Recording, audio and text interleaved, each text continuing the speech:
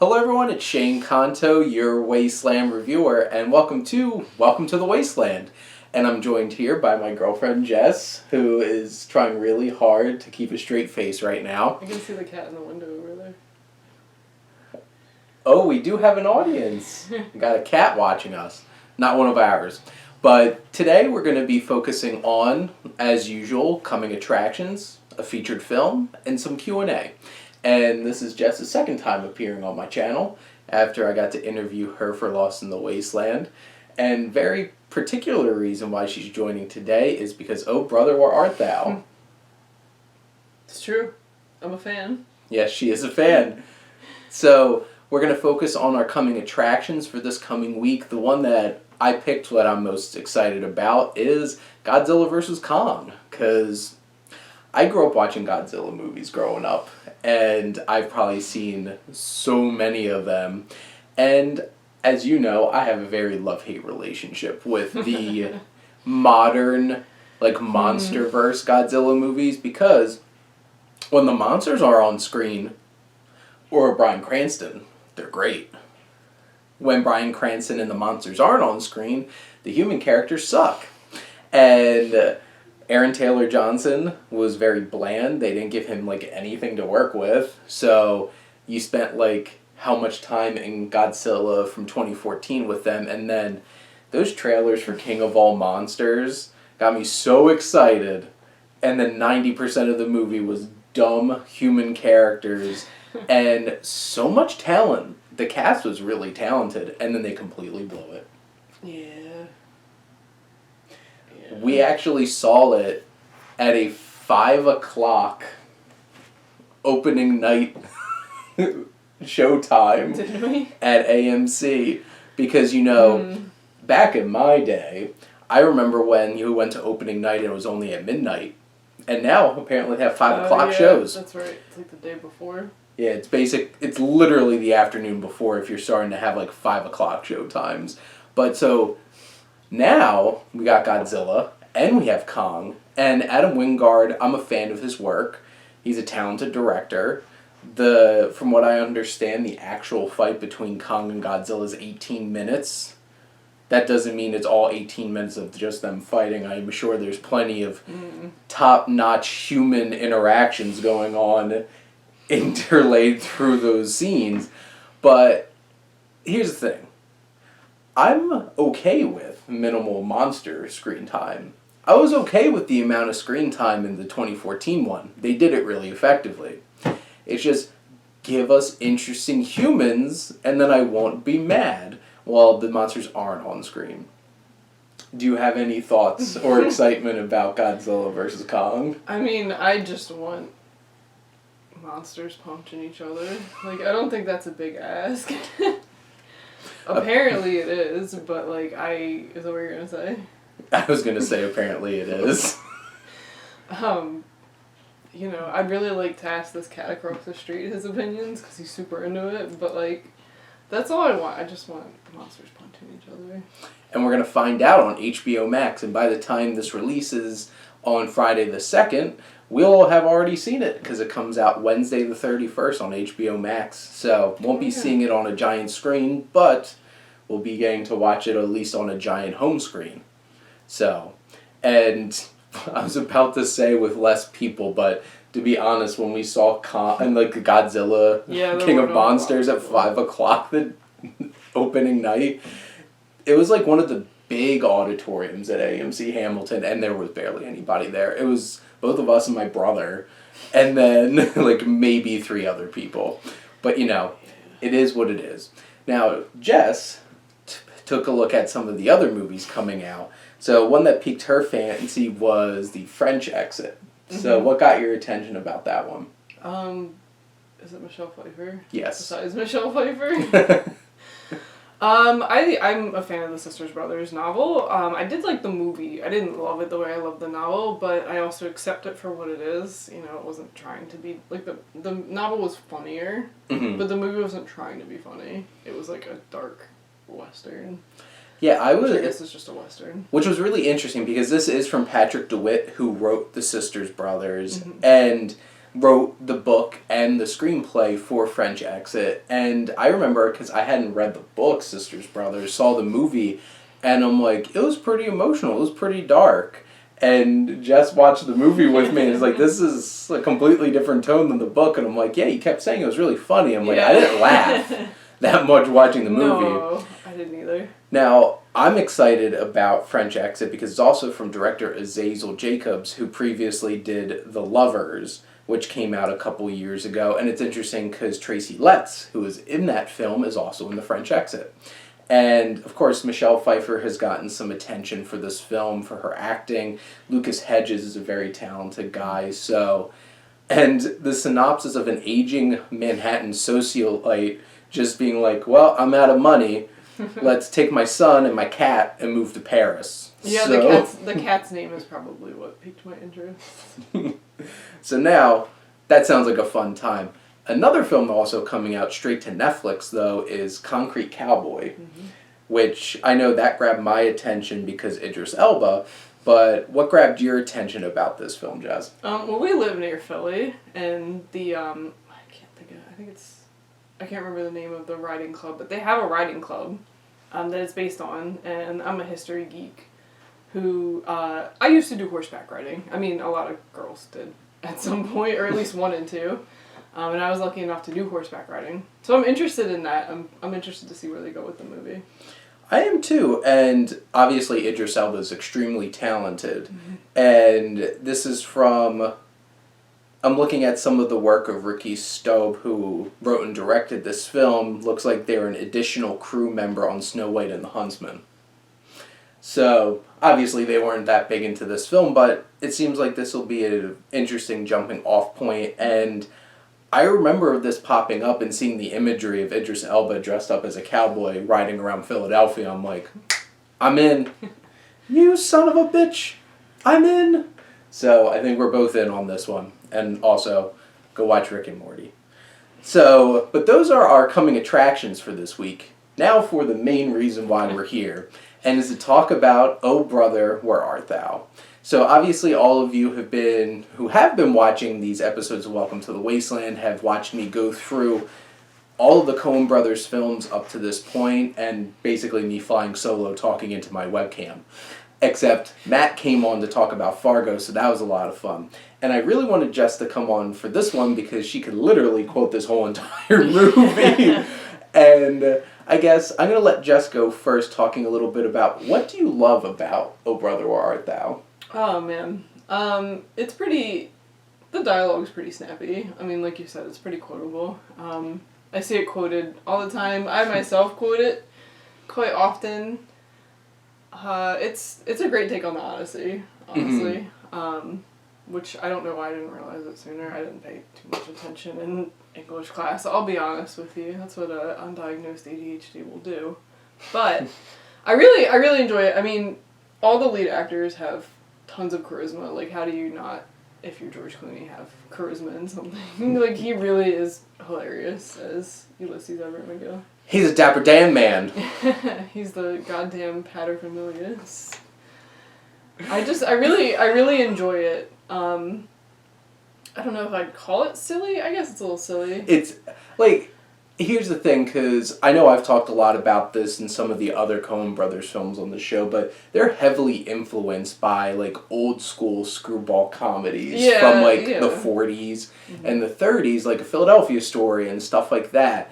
And some of the films, it's very obvious, like Raising Arizona, Hudsucker Proxy. Probably Intolerable Cruelty a little bit. 2 weeks, and we'll be chatting about that one. I have so much fun with that movie.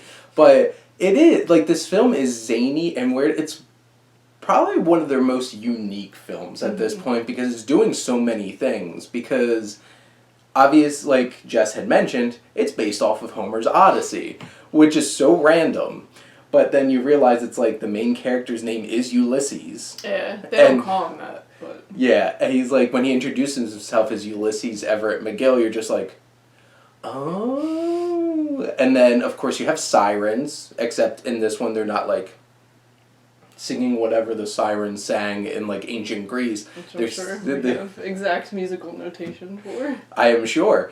But they're singing like traditional American folk and bluegrass music, which also the soundtrack in this movie is off the charts. It was a bestseller when it came out, I think. I think it literally topped the charts. And then people cared about bluegrass. That's how special this movie is. You get some like random old school kind of American folk music. I think it's Americana. I think it's the genre. It's beautiful. The music's beautiful. You have the sirens. John Goodman plays a literal Cyclops. And Big Dan T. And he has the gift of gab. Bible salesman. A lot of the characters have the gift of gab in this. And I know one of my favorite lines in the whole film is, it's like, and that'll be 2 weeks. It's like, wow, this is a geographical oddity. 2 weeks from everywhere. And just like, yep. There's so many great lines. And because, it's a Coen Brothers film. Why wouldn't it have amazing dialogue and crazy characters? And some of them are based off of real people. Some of them obviously are not based off of real people. But it's so unique. And I guess, Jess, what other things did you want to add in, if any, that you love about this film? I have to think. Really, I think really what drew me to it was the dialogue. And the setting. I like historical films. It's a beautiful period piece, and of course I'm going to gush over Roger Deakins right now, because I can't help but do it. But this film has this amazing, like, Dust Bowl, like, grim, like, desaturated look to it, which was completely done in post. And that was revolutionary, because Roger Deakins is the GOAT. He is the greatest cinematographer of all time. And I will fight you if you say otherwise. But he came up with this idea because they're filming this film, and the whole entire setting is like this lush, green, southern beauty. And like, this film isn't really supposed to be that. It's in the Depression, and like, one of the first set pieces of the film is showing up to John Tuturo's brother's house. Cousin. And it's just, there's just trash and rusted, all kinds of things covering this falling down house. Feels like home to me. Feels like deep South Jersey. But it just has that look to it, and like there's a sad cow. There's a sad cow. I guess his second cousin then comes out with a gun, this little kid, trying to shoot them because like, are you from the bank? And is like trying to shoot them and everything because, they're being foreclosed upon. And that's the interesting commentary that the film brings on, and it has a complete underlying plot thread about the politics of the time, because you have the most amazing political campaign ever between Pappy O'Daniels and Homer Stokes. He is a friend of the little man, literal little man, because he has a little person who goes around with him. Oh my God. And which Wayne Duvall is so committed as Homer Stokes, but Charles Durning for me is like the unsung hero of this movie as Pappy O'Daniels. It's like, if your mama didn't die giving birth to you, if she were alive today, she'd die of shame. Just his brain trust that he surrounds himself with, which is his son and these two complete idiotic yes men. And Jess, do you want to talk a little bit about one of your favorite movie weapons? Oh yeah, his hat. He makes a creative use of his hat. Literally hits the guy with it, wants it back, throws it at him, tells him to give it back to him, and then he literally chucks at him again. And Charles Durning's just going all in on it the whole entire time. Now, obviously the core of this film is our three leads, which George Clooney. Do you want to talk a little bit about why you enjoy George Clooners? Well, he loves pranks. He's really into pranks. He's just charisma. He's also very handsome, which probably helps. He's committed to this role. He's he's leaning into it. He's silly as hell. Mm-hmm. Like, it is a silly as hell role, that part where they're fighting the Woolworths, and he's like this with his fists. I mean, the other dude is other guy's like fighting, fisticuffs, and he's just Clooney's like, up like this. let's dance. Yeah, that's what it looks like. I mean, he delivers his lines perfectly. It's a great role for him. I mean, he played it great. And it's so interesting because this came out in 2000, so like this was before he exploded as like a leading man in movies, because obviously he was on ER for a long time. He was on Friends for an episode. He was on Friends. Don't understate that role. Well, and I'm also not going to understate his role in South Park Bigger, Longer, and Uncut, where he plays a doctor. And really? Yeah, which the funny thing is, as a kid watching that, which, you know, should I have been? Doesn't matter. It's a moot point at this point. Came out okay. But, like, I remember watching that. I'm like, is that George Clooney? And then, like, I didn't know he was in ER. I remember him from Batman and Robin, obviously. So, like, obviously, wasn't a great big starring role in Batman and Robin, but this was, like, before Ocean's 11 and him really getting a whole lot of Oscar buzz, which, honestly, should have been nominated for Best Actor for this movie, because the Oscars hate comedies. They're very biased. And this is an amazing comedic performance, because what he is able to do is be using big words and sounding smart while also being completely idiotic and stupid at the same exact time. And you believe every second of it, because he's so committed. And his comedic timing is impeccable. Like, honestly, if he just showed up in Coen Brothers movies for the rest of his career, I would be perfectly happy, because I feel like that's where I enjoy him the most. Mm-hmm. And he's really selling it. Like, even, I know I mentioned this while we were watching the film earlier today, of just the repetition. Wow, we're in a spot!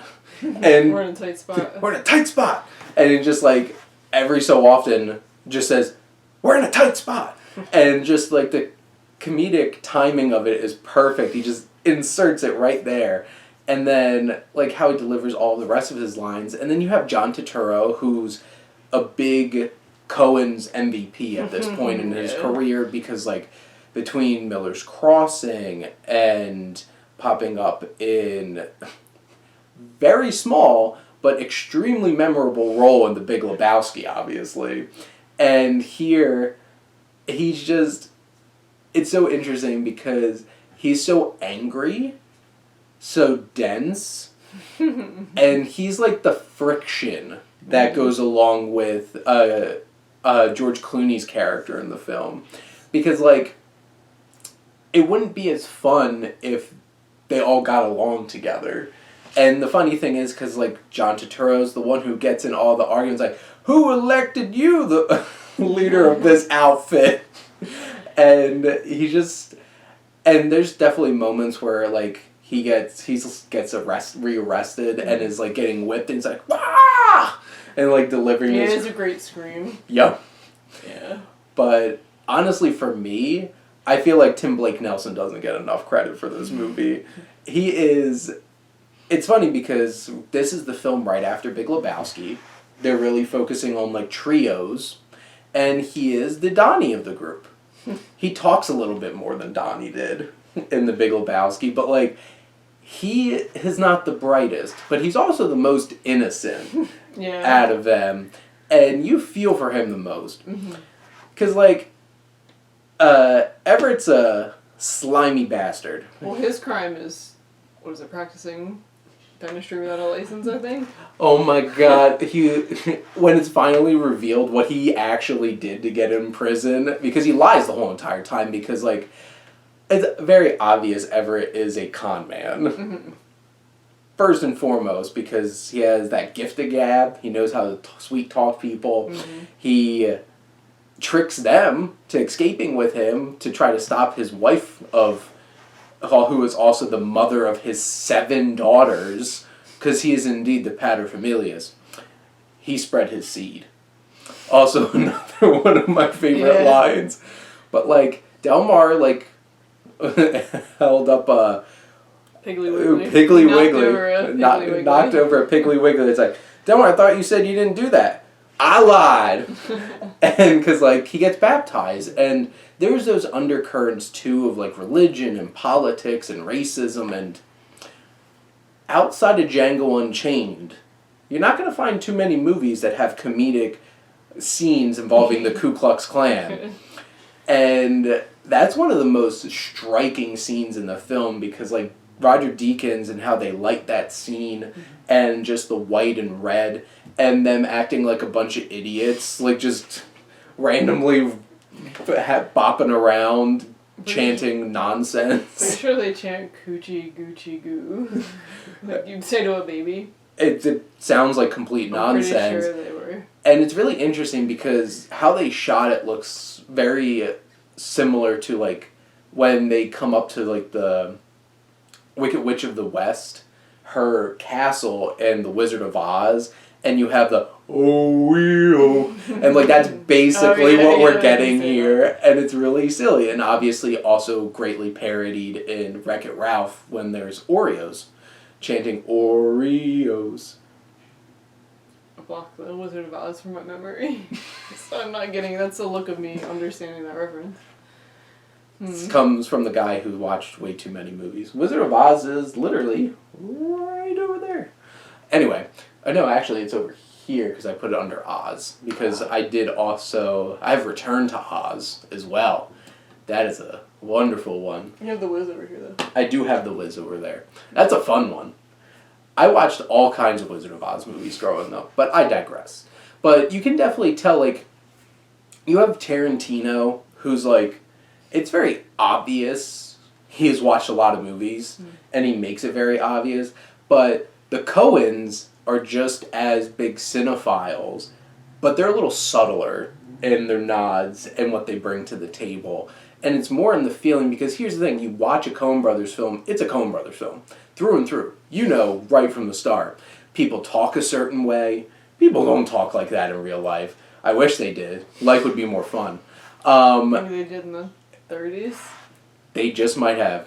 And I got Katharine Hepburns, and you all talk like this. Yeah, the Mid-Atlantic accent. But in terms of, like, that whole entire sequence with the Ku Klux Klan, and finding those layers of, like, Homer Stokes, the Grand Dragon of the Ku Klux Klan, and of course John Goodman, you know perfectly because how they set up a lot of close-up shots in the film. You see this hood turn around and there's only one eye hole, and you just, like, know who that is. And of course he's like a mountain. He's a huge dude. He's a mountain of a man. And the scene where they go on a picnic with him and he beats the holy hell out of both Tim Blake Nelson and George Clooney, and he just, like, yeets Tim Blake Nelson across the field. Yeah. Because Tim Blake Nelson is not a big dude, but John Goodman surely is. And I just love, like, you have the Oracle at the beginning, the elderly black man running the train car, and his dialogue is great too. It's like, do you work for the railroad, sir? It's just like, I work for no man. I have no name. And he's blind. So he's obviously the Oracle of Delphi. And it's just like, starting right off, it's just like, yep, there's those connections. And it's funny because I heard the Coens didn't even, like, read the Odyssey. I mean, at this point it's so ingrained in popular culture that, like, do you really need to read The Great Gatsby to get, like, yeah, the nuances, sure, if you're doing a project for school and you need to cite a page, sure, but, like, I think most people now at least get the gist of The Great Gatsby. I feel like most kids probably now just watch the Leo movie from Baz Luhrmann. And because why read a book when you have a movie? Because, you know, that's what runs through a lot of people's heads. What movie did we watch in school that wasn't Beowulf, I think? We watched that. We watched that in high school, too. Actually, my brother, Ethan, went on a field trip to go see Beowulf when it came out in theaters. Because, you know, having Beowulf get it on with Grendel's mom, who was Angelina Jolie, who was, like, almost naked. Because, you know, that's a real accurate adaptation of Beowulf. Yeah, we had a real interesting alternate alternating thing between like really violent movies in school and really sexual movies in school. I saw. They didn't make into a movie The Old Man and the Sea, or I haven't seen it. I was not a fan. They need to make it into a movie and have Jeff Bridges as the old man. Would you see it then? I mean, I feel like I just need to give Hemingway another chance at this point, but I also don't know that I do. You could do what you want. It's true, I can. But I remember seeing Lion, the Witch, and the Wardrobe as a field trip in middle school because that came out when I was in middle school. We got really lucky and saw Hugo as a field trip for one of my classes in college. Yeah, Children in the Media, yeah. If you haven't seen Hugo, wonderful film. It was, yeah. Oh, Martin Scorsese. We got really lucky.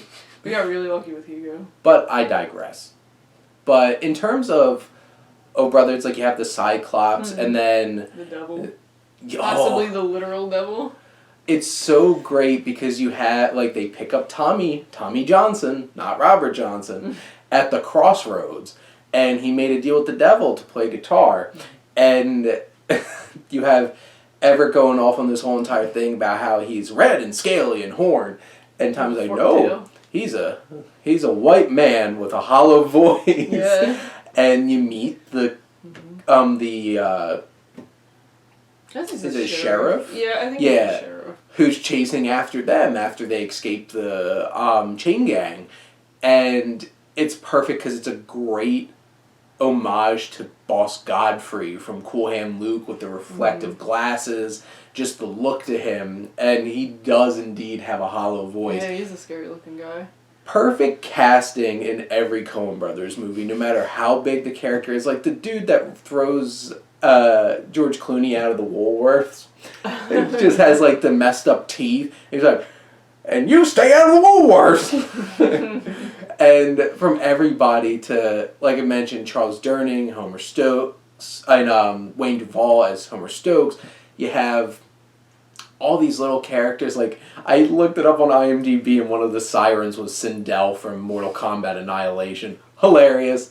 But just every character, and like the guy who plays the sheriff chasing after him, perfect casting.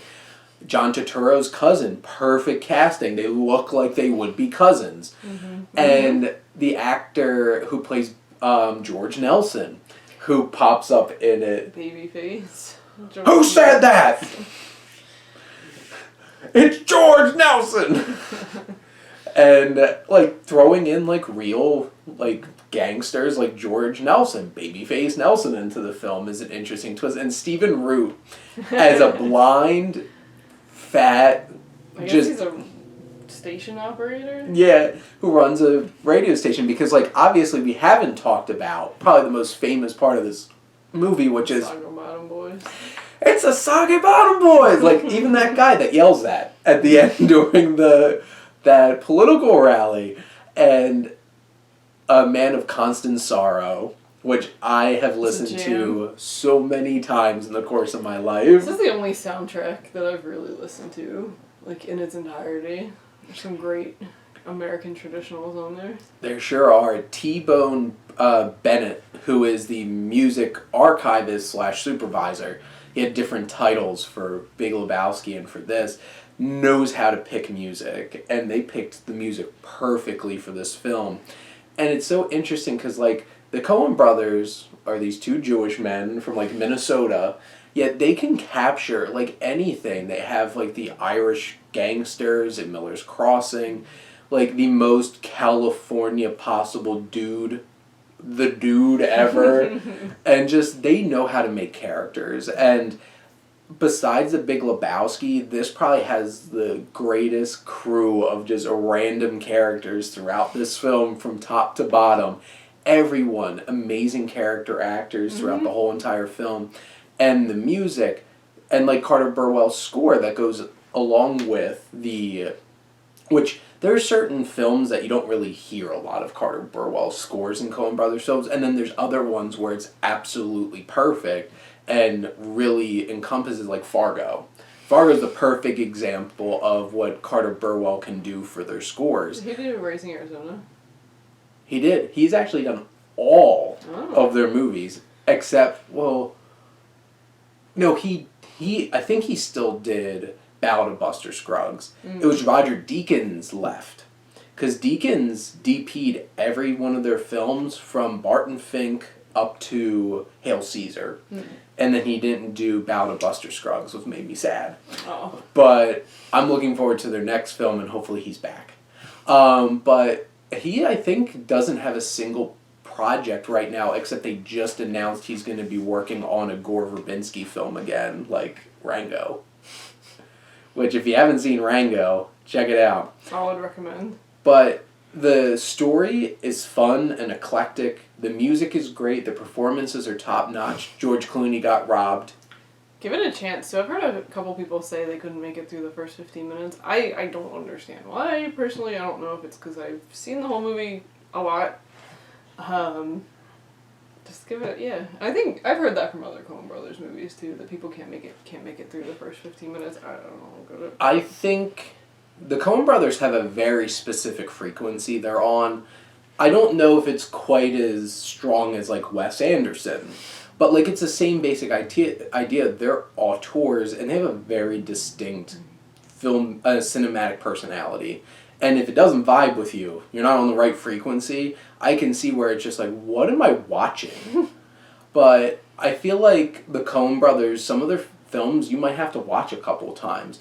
Like, apparently a lot of people walked out of Big Lebowski being like, what did I watch? Yeah, I watched this with my mom, and I warned her beforehand. I said, Mom, this is kind of a weird movie, and she spent the whole time telling me how weird it was, and then at the end she's like, this was a great movie. I'm like, so did you think it was weird? She's like, no, it's a good movie. I'm like, okay. Well, the thing is, it is a weird movie. It is, that's why I warned her. I was like, Mom, it's going to be a weird movie. You're watching a noir starring not a private investigator, but a complete bum who just, like, wanders through, just living his, like, bowling foo kind of spirituality and drinking Caucasians, those white Russians. But like, and then you have O Brother Where Art Thou, based off of the Odyssey, with all those trappings set in the Deep South during the Depression. You got your Dapper Dan man, just like always combing it, and I love just how detailed Coen Brothers films are because they're perfectly edited. They don't beat you over the head with things. There's wonderful montages in this film where they even just use newspaper headlines to try to set up certain plot points, like the flooding of the Deus Ex Machina scene at the end of the movie, that the whole entire like valley gets flooded. And they warned you throughout the film that was coming, and it all came to a head and paid off, which is why that works for me. And then, of course, it seems like George Clooney could see the future. We're all going to be on a grid. That's the future. And You probably just read it somewhere. yeah. And they have that mural at the end where you see, yeah. Which, that's the thing. He seems so much smarter than he actually is. But Jess, do you have any final thoughts on O Brother Where Art Thou? I just really love the movie. I mean, I described it earlier as, like, I think one of the reasons I like it is because George Clooney is me if I really leaned into being a smug asshole, which I can be. I think it's really enjoyable. If you want to give it a shot, give it a shot. I make it past the first 15 minutes. I think it's a genuinely funny film. It's hilarious, and you'll be listening to Bluegrass later. Yeah. Look at that. #1 bestseller when it came out, I think. Now, going in to our final segment for today, which is our Q&A section. So I have a few questions here. Now, Jess, what is a film that you want to see a sequel to? You know, you asked me this earlier, and I am not necessarily pro-sequel. I'm also not necessarily an exposition fan. Like, I get that you have to do it sometimes, fine. So, to me, like, I like films that are a complete package, but then there's other franchises that have surprised me, like Kung Fu Panda we were talking about earlier. Like, that's a great franchise. There's no movie in that franchise I don't enjoy. Love them. So I guess, in general, I am anti-sequel, unless it's done really well. Like, if it's not a Disney sequel, I'll probably like it. That sounds terrible, but I'm a child of the 90s, and I still have flashbacks to, like... Oh, the Yeah, what was that Family Guy joke, Jafar, or Aladdin 3, Jafar goes to the optometrist? What Jess is really saying is she wants Kung Fu Panda 4, which I would am watch down. Kung Fu Panda 4, yes. I trust, we have a rapport going, even though they have no idea who I am and don't care about me or my opinions, it's fine. I know what this is. I'd be fine with Kung Fu Panda 4. I would be down for them just bringing Jack Black back as Poe, and now he could do it with both his dads, his little goose dad, and his panda dad, voiced by Bryan Cranston. And have celebrity villains like J.K. Simmons and Ian McShane and Gary Oldman. Yeah, who was the peacock that was a great villain? Oh, Gary Oldman. Yeah. The second one is intense. Like, there's some heft to it. It's genocide. And people die in Kung Fu Panda. Permanently. And Master Oogway. That's how you should live your life. He reminds me of my grandpa. But more sophisticated in his advice. Now, my sequel, what I want to see is The Nice Guys. Oh, yeah. I will pay money over and over and over again to watch Russell Crowe and Ryan Gosling investigate cases because I wish it made more money because I want to see a sequel to it. I keep seeing on Twitter some of my Sif Pop friends posting like, this didn't get a sequel, but Peter Rabbit did. And then Peter Rabbit made like $400 million worldwide. So like, no crap. And I actually helped Peter Rabbit because I took my mom to go see that. So, but honestly, that's a moot point because I see like everything. So I'm basically helping out any movie. Also, The Wasteland. Duh. I want to see a 5th Mad Max movie. So bring it on. Hopefully George Miller can figure out his issues with Warner Brothers or whatever the hell's going on. What's delaying that movie? Money. Probably money. Another sequel that we never got. Spaceballs 2. The Search for More Money. I want to see Spaceballs 2. The Search for More Money. Now we have J.J. Abrams Star Trek to spoof. J.J. Abrams Star Wars to spoof. The Mandalorian to spoof. I guess, because Next Generation wasn't even out at that point. Bring Patrick Stewart into it, spoof Patrick Stewart, Star Trek with Picard, do it all. I want to see it.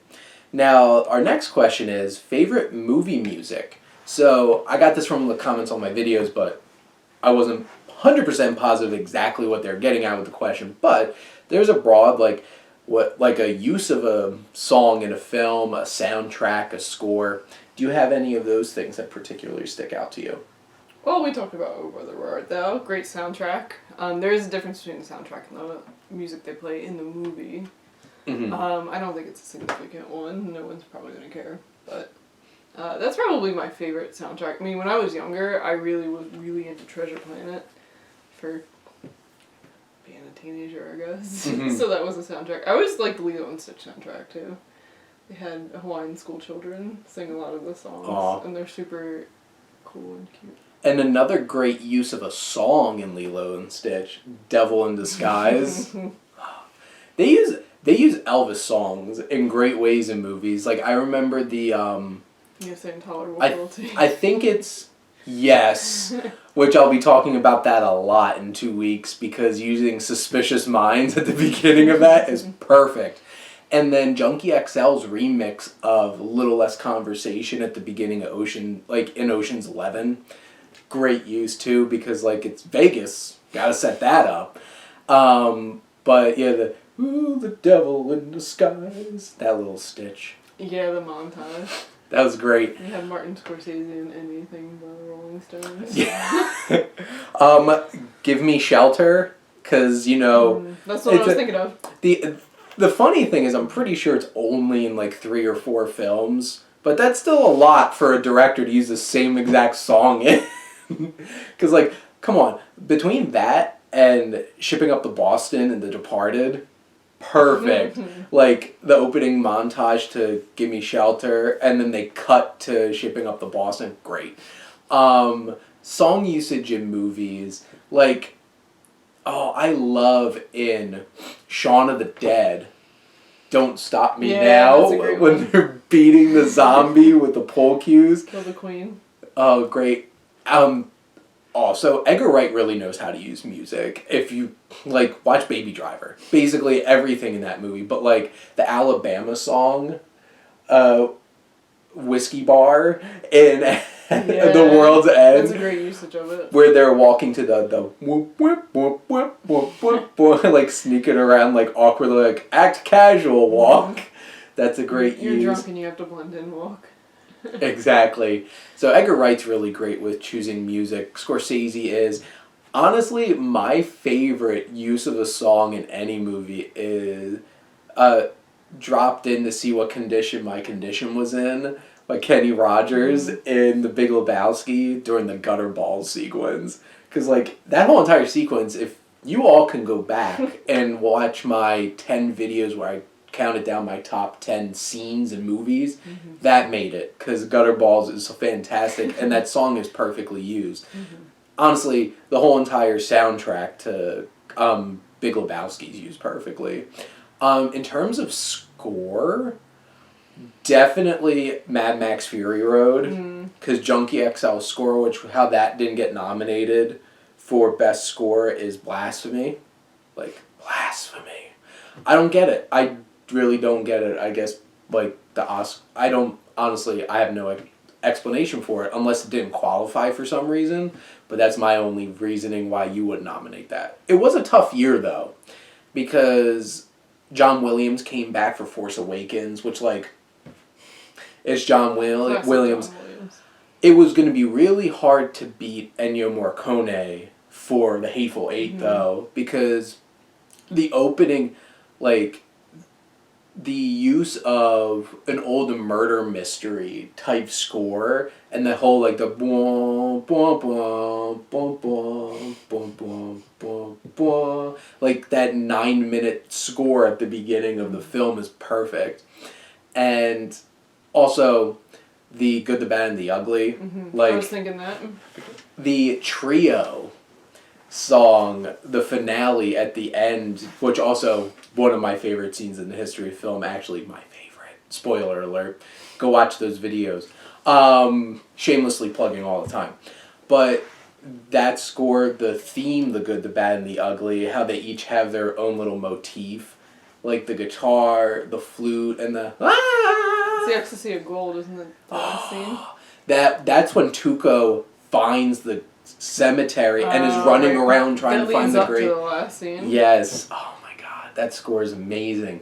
But yeah, I love music, and I love how music can bolster a film so much.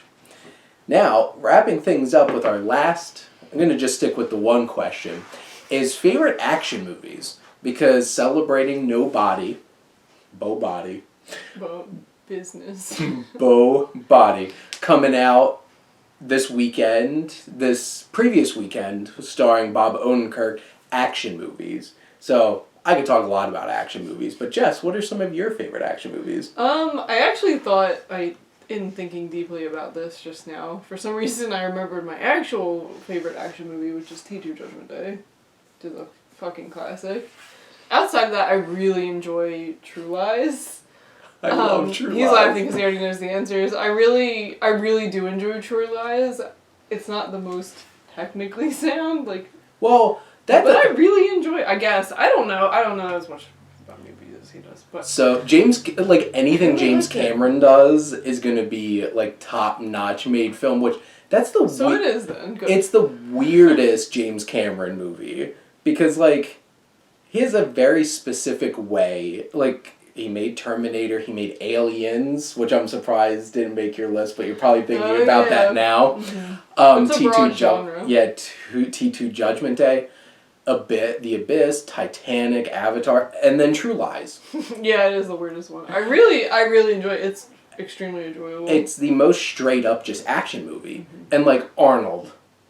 Arnold is so great in it. Yeah, there's some more. It's probably just Arnold that I like, to be honest. I'm thinking back to, because I also really enjoyed Total Recall. Total Is that an Recall. action movie? Action sci-fi? Yeah. Yeah. I honestly, most things with Arnold Schwarzenegger in it probably has action because, that's why you cast Arnold Schwarzenegger for the most part. Yeah, But, I mean, non-traditional choices will be The Princess Bride, which I found out thanks to Wikipedia qualifies. It certainly does. It has one of my favorite sword fights in the history of film because, it's so much fun. Mm-hmm. Oh, man, it's like, I have something to tell you as well. I'm also not left-handed. Just perfect. Talk about sassy dialogue. Oh, man. Rob Reiner's a treasure. Yeah, and I also really enjoy any of the Kung Fu Panda movies we've already reviewed. Martial arts films, and of course Kung Fu Panda is an animated martial arts film, so that counts. Obviously, my easy answer is Mad Max Fury Road, because, come on. Any Mad Max movie. It's right there for you. Even Thunderdome, where some of the choices in the story, I'm like, weird. Tina Turner? I've never been harmed by Thunderdomes, because I've never seen it. So It's not, and here's the thing, it's not a bad movie, it's a good movie. It's just... It is a bad Mad Max movie. It's weird, because it's it has a very different feel, because George Miller only directed the action sequences. So, the Thunderdome scene and the train chase at the end, they're awesome. But it has a very different tone, and, why is Tina Turner playing the main villain in a Mad Max movie? Probably to sell it, so that 80s. It's the 80s. We don't need another hero. That's a jam, though. Yeah, it sure is a jam, which is why they had, we're going to put Tina Turner in this, sell this movie on her song, and then 30 years later we had to wait for Fury Road. But Fury Road, the Mission Impossible movies, Fallout. My God, despite, along with having an amazing trailer, the action in that is amazing, and my God, Henry Cavill's terrifying. He's a big dude. Which, the crazy thing is, he's I don't know if this was right or, I'm pretty sure he's taller than me. But, it was interesting because they cast Ben Affleck as Batman because he's taller than Henry Cavill and is bigger than Superman. Because, Ben Affleck's a big dude, too. But, watching Tom Cruise, who's a little guy, fighting Henry Cavill was my God, he's gonna die. But there's so many great action films, but the John Wick movies, God, I'll watch any John Wick movie. They'll just keep coming. I'm saying that Derek Kolstad is not writing the next two, which kind of took some of the air out of my balloon on my excitement for that, because I'm like, oh no. His writing, what makes it so interesting, and the world building and everything. But of course, Die Hard. There's very few action movies that are perfect, and Die Hard is one of them, because you have the emotion. You care about him. From the start, he's an every guy. He has a budding friendship with Carl Winslow from Family Matters. Love Reginald Val Johnson. And it's just a great film. Alan Rickman is Hans Gruber, one of the greatest villains ever. German guy. He sold it, though. Yeah. Perfectly, because, Alan Rickman, rest in peace. Amazing actor. Alan Rickman. But action movies are my thing, and all of you who have watched any review I've done for action movies know I'm a snob about it, so stop with your shaky cam and over-editing things, and just let it flow. But those are the last of our questions for today, and I had a lot of fun having Jess on here with me for us to talk about Oh Brother, Where Art Thou, and Jess is going to be joining us again for her favorite movie, True Grit. So that'll probably be in about a month or two. Here's the thing. I've spanned 16 years of Coen Brothers movies already. But then after this, they got a lot quicker about making movies. So the next couple weeks, we're going to be having The Man Who Wasn't There with Billy Bob Thornton. I don't know if you've seen that one, have you? So that's going to be our first watch for Jess, and one that I've probably, besides Hudsucker Proxy, is the one that I've watched the least. And then I love Intolerable Cruelty. I love that movie to pieces. And then we get The Lady Killers, which I laugh, but it's by far the weakest Coen Brothers movie. It's just interesting. But then we have No Country after that, which I think Matt's supposed to be coming back for. So there's some look into the future. But Jess, thank you for joining me. You're welcome. And thank all of you for tuning in and always supporting your Wasteland Reviewer.